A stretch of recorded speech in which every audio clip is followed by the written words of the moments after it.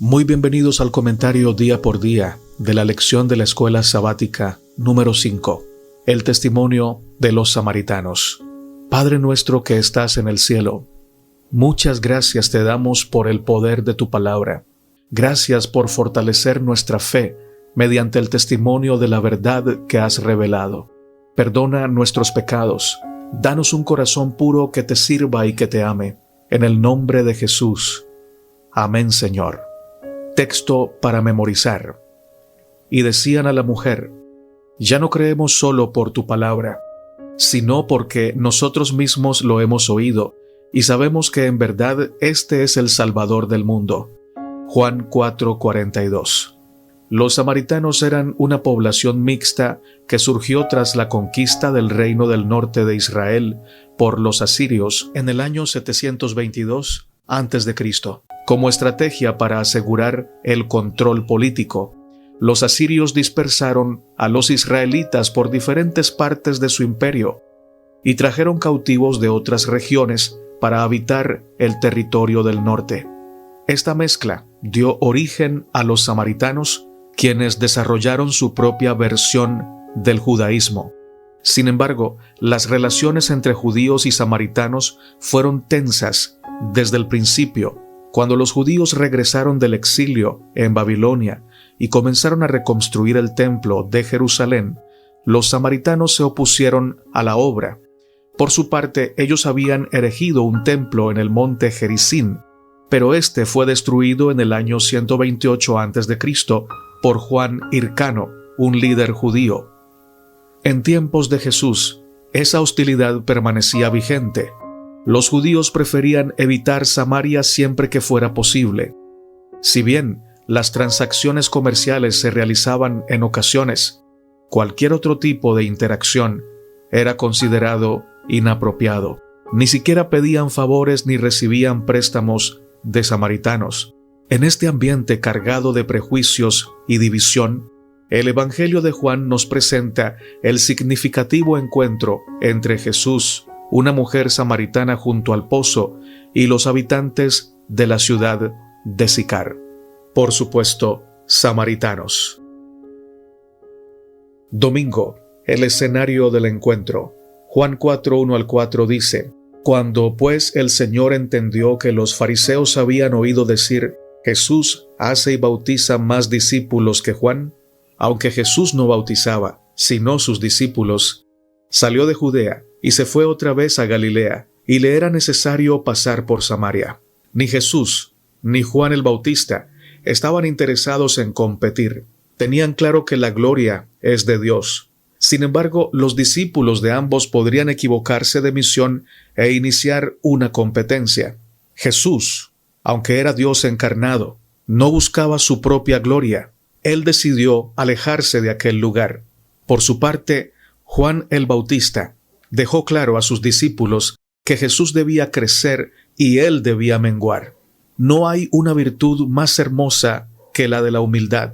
Thomas Merton decía: el orgullo nos hace artificiales, la humildad nos hace reales. Thomas Moore, por su parte, decía: humildad es esa raíz dulce y baja de la que brotan todas las virtudes celestiales. Tanto el Señor Jesucristo como Juan el Bautista manifestaron humildad en esta situación. Jesús decidió ir a Galilea. La ruta más corta era pasar por Samaria. Sin embargo, un judío normal en este tiempo prefería darse la vuelta, tomar un camino largo, atravesando el este por Perea, y así no pasar por la humillación de pisar suelo samaritano. Jesús, por su parte, decidió pasar por Samaria. Él no era un judío común. Él era el Salvador del mundo y tenía una misión especial en Samaria. Solo alguien con un corazón puro puede ver a los demás como personas valiosas, aunque tengan mala fama, aunque se hayan equivocado o aunque merezcan el desprecio. ¿Cómo miramos a las personas que se merecen nuestro desprecio? ¿Los miramos como Jesús mira o como miraban los devotos judíos de aquel tiempo a los samaritanos? Esta es una pregunta muy importante para tener en cuenta. Que Dios nos ayude a tener un corazón como el de Cristo, a mirar a los demás no como se lo merecen, sino como candidatos para el reino de los cielos. Dice el Espíritu de Profecía en el libro El Discurso Maestro de Jesucristo, página 38. Cristo derribó la muralla de separación, el amor propio y el prejuicio divisor del nacionalismo egoísta. Enseñó a amar a toda la familia humana. Elevó al hombre por encima del círculo limitado que les prescribía su propio egoísmo. Anuló toda frontera territorial y toda distinción artificial de las capas sociales. Para él no había diferencia entre vecinos y extranjeros, ni entre amigos y enemigos. Nos enseña a considerar a cada alma necesitada como nuestro prójimo y al mundo como nuestro campo. Fin de la cita. Lunes. La mujer junto al pozo. Juan 4, 7 al 10 nos dice, vino una mujer de Samaria a sacar agua, y Jesús le dijo, dame de beber, pues sus discípulos habían ido a la ciudad a comprar de comer. La mujer samaritana le dijo, ¿cómo tú, siendo judío, me pides a mí de beber, que soy mujer samaritana? Porque judíos y samaritanos no se tratan entre sí. Respondió Jesús y le dijo, si conocieras el don de Dios, y quién es el que te dice, dame de beber, tú le pedirías, y él te daría agua viva. El diálogo entre Jesús y la mujer samaritana es uno de los más reveladores del Evangelio. Jesús no inicia ofreciendo algo, sino pidiendo algo, pidiendo agua, generando confianza. Esta mujer, que posiblemente había sido marginada por su propia comunidad, se sorprende de que un judío le hable y le pida ayuda. Dios es el Maestro divino. Sabe usar los recursos pedagógicos más eficientes y eficaces para alcanzarnos. El Señor se nos presenta de la manera que necesitamos para que podamos comprenderlo. Nos encuentra donde estamos y cómo estamos. Nos encuentra donde estamos y cómo estamos. Y poco a poco nos lleva a su terreno. Nos va sacando de la oscuridad a la luz. Jesús se presenta como un forastero sediento. Muestra necesidad y vulnerabilidad. Sabe que esta mujer, aunque es pecadora, tiene un corazón noble que ama servir a los demás. Despierta la simpatía en ella, para luego cautivar su corazón con su magna gracia. Jesús nuestro Señor aprovecha este encuentro para hablar del agua de la vida que solo Él puede ofrecer. Su referencia no es literal, sino una invitación a una relación profunda con Dios, capaz de satisfacer la sed espiritual. Esta historia nos enseña a trascender los prejuicios para conectar genuinamente con las personas. Jesús tenía sed, pero no del agua terrenal. Tenía sed de dar a esta mujer el agua de la vida. La necesidad más grande del corazón de Dios es encontrar a los perdidos y salvarlos. Y esto contrasta con la necesidad de los corazones perdidos, porque parece mentira, pero el corazón del perdido debería sentir la urgente necesidad de la salvación, pero siente, por el contrario, la urgente necesidad de perderse más. Porque cuando se distrae buscando las cosas materiales que no le dan salvación, lo que está haciendo es ahondar en su culpabilidad y alejarse más de la gracia divina. Dios, que es justo, Dios que es santo, tiene la necesidad de salvarnos, y nosotros, que somos pecadores, tenemos la necesidad de buscar lo que nos salva. De allí que es importante pedirle al Señor que nos dé un nuevo corazón, una nueva mente, nuevos principios, nuevos motivos, nuevos deseos. Los hombres, mientras más poder tenemos, menos sentimos la necesidad de pensar en los necesitados. Pero Dios, el que más poder tiene, vive para proveer bendiciones a sus hijos necesitados. Dice el Espíritu de Profecía en el Comentario Bíblico Adventista, sección Comentarios de Elena G. de White, en el tomo 5, página 1108, lo siguiente. El agua a la que se refería Cristo era la revelación de su gracia en su palabra. Su espíritu, su enseñanza, es una fuente que satisface a toda alma. En Cristo está la plenitud de gozo para siempre. La bondadosa presencia de Cristo en su palabra siempre habla al alma. Lo representa como el manantial de agua viviente que vivifica al sediento. Tenemos el privilegio de contar con un Salvador viviente y permanente. Él es la fuente de poder espiritual implantada dentro de nosotros y su influencia fluirá en palabras y acciones que vivifiquen a todos los que estén dentro de la esfera de nuestra influencia, creando en ellos deseos y aspiraciones de fortaleza y pureza, de santidad y paz, de aquel gozo que no causa dolor. Este es el resultado de un Salvador que mora interiormente. Fin de la cita. Martes. Señor, dame de esa agua. Juan 4:15 dice: la mujer le dijo: Señor, dame de esa agua, para que no tenga yo sed, ni venga aquí a sacarla. La petición de la mujer samaritana refleja su deseo de encontrar alivio a sus necesidades más profundas, aunque inicialmente entendió de forma literal la oferta de Jesús. Este pasaje resalta cómo el ser humano busca soluciones inmediatas sin comprender que la verdadera transformación comienza desde el interior. Jesús le pide que traiga a su marido, lo que la confronta con su realidad. En esta conversación, Jesús no la condena, sino que la conduce a una autoevaluación que es necesaria para recibir su gracia. Nos recuerda que para experimentar la transformación espiritual necesitamos reconocer nuestras propias luchas y nuestros pecados. La mayor necesidad de esta mujer no era de agua terrenal.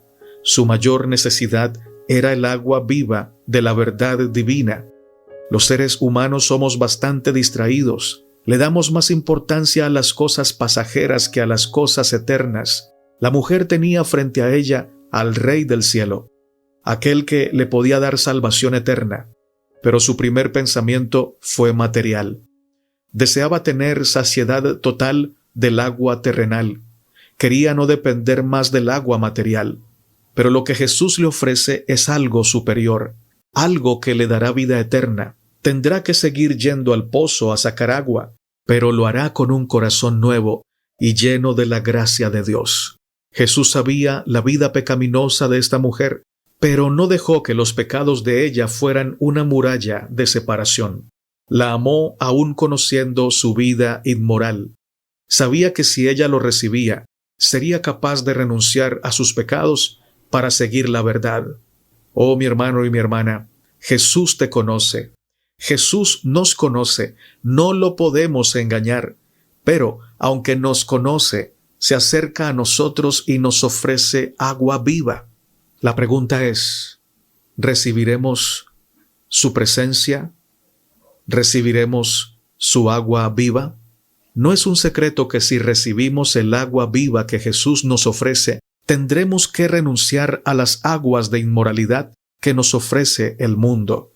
Pero tendremos de nuestro lado a todo el cielo para fortalecernos en esta lucha diaria.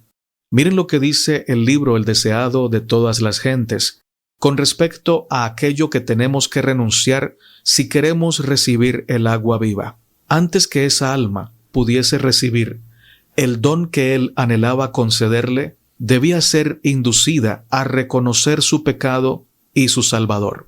Jesús le dice: ve, llama a tu marido y ven acá. Ella contestó: no tengo marido. Esperaba así evitar toda pregunta en ese sentido, pero el Salvador continuó: bien has dicho, no tengo marido, porque 5 maridos has tenido y el que ahora tienes no es tu marido. Esto has dicho con verdad. La interlocutora de Jesús tembló. Una mano misteriosa estaba hojeando las páginas de la historia de su vida, sacando a la luz lo que ella había esperado mantener para siempre oculto. ¿Quién era este que podía leer los secretos de su vida? Se puso a pensar en la eternidad, en el juicio futuro, en el cual todo lo que es ahora oculto será revelado. En su luz, su conciencia despertó. Fin de la cita. Deseado de todas las gentes, página 158. Cuando la mujer samaritana vio el ofrecimiento del Señor Jesucristo y a la luz de esto contempló su propio pecado, estuvo dispuesta a dejar todo por Cristo. Lo mismo debemos hacer nosotros. Cualquiera cosa que nos esté apartando de la gracia de Dios, que nos esté colocando en situación de pecado, debemos decirle no. Debemos abandonarla para recibir el agua de la vida.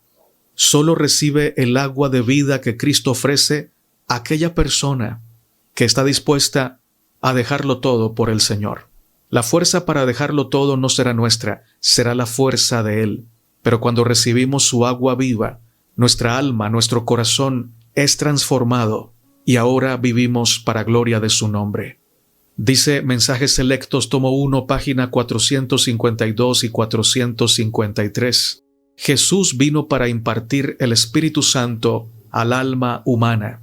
Mediante ese Espíritu, el amor de Dios es difundido en el corazón, pero es imposible conceder el Espíritu Santo a los hombres que están cristalizados en sus ideas, cuyas doctrinas son todas estereotipadas e inmutables, que caminan de acuerdo con las tradiciones y mandamientos de los hombres, como lo hicieron los judíos en el tiempo de Cristo.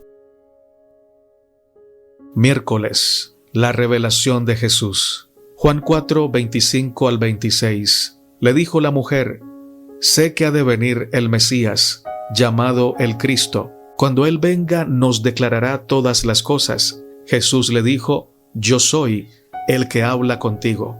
En la lección del día miércoles, Jesús revela su identidad a la mujer samaritana, afirmando que Él es el Mesías. Este es un momento significativo, ya que Jesús escoge revelarse de forma clara y directa a una persona marginalizada. Esta revelación muestra cómo Dios no hace acepción de personas y está dispuesto a acercarse incluso a aquellos que la sociedad considera menos dignos. En el tiempo del Señor Jesucristo, los judíos nunca hubieran siquiera pensado que a un samaritano, el mismo Dios, se le hubiera revelado en persona, y mucho menos a una mujer samaritana. Pero Dios no piensa como nosotros pensamos. Dios se revela abierta y claramente a aquel corazón que, aunque indigno, necesita conocerlo. ¿Qué contraste entre la mujer samaritana y muchos hombres líderes del pueblo de Israel, a quienes el Señor no se les reveló con esta misma claridad, porque ellos se ponían lejos de la revelación, despreciaban la revelación de Dios. Dios se revela de manera clara a las personas que están dispuestas a recibir la verdad.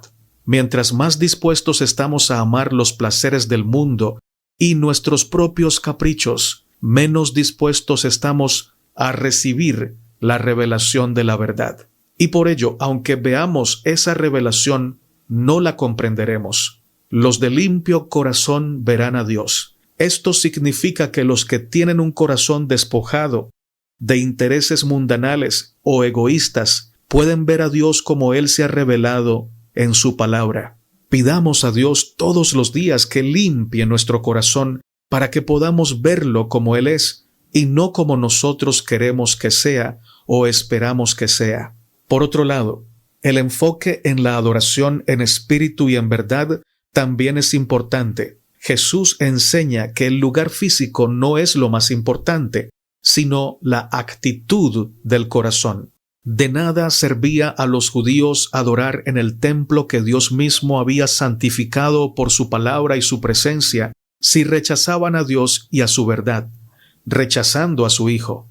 En cambio, los que recibían a Jesús eran verdaderos adoradores, aunque no estuvieran adorando en el templo de Jerusalén. Por ejemplo, a la mujer samaritana, por más que hubiera querido ir a adorar al templo de Jerusalén, no la hubieran dejado. Era prohibido que un samaritano entrara a territorio judío.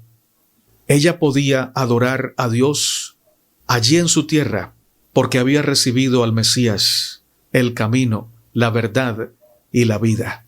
Dice la hermana Elena de White en el libro Deseado de todas las gentes, página 159, los hombres no se ponen en comunión con el cielo visitando una montaña santa o un templo sagrado. La religión no ha de limitarse a las formas o ceremonias externas. La religión que proviene de Dios es la única que conduciría a Dios. A fin de servirle debidamente, debemos nacer del Espíritu Divino. Esto purificará el corazón y renovará la mente, dándonos una nueva capacidad para conocer y amar a Dios. Nos inspirará una obediencia voluntaria a todos sus requerimientos. Tal es el verdadero culto. Es el fruto de la obra del Espíritu Santo. Jueves, el testimonio de los samaritanos. El versículo de Juan 4:42 es un hermoso cierre al encuentro transformador entre Jesús y la mujer samaritana. Nos muestra el poder del testimonio personal, pero también revela que la fe auténtica va más allá de las palabras de otros. Es un encuentro directo con Jesús que transforma el corazón. En un principio, los samaritanos de la ciudad creyeron en Jesús gracias al testimonio de la mujer. Ella, con su vida marcada por errores y rechazo, se convierte en la inesperada mensajera de la verdad. Esta es una poderosa lección.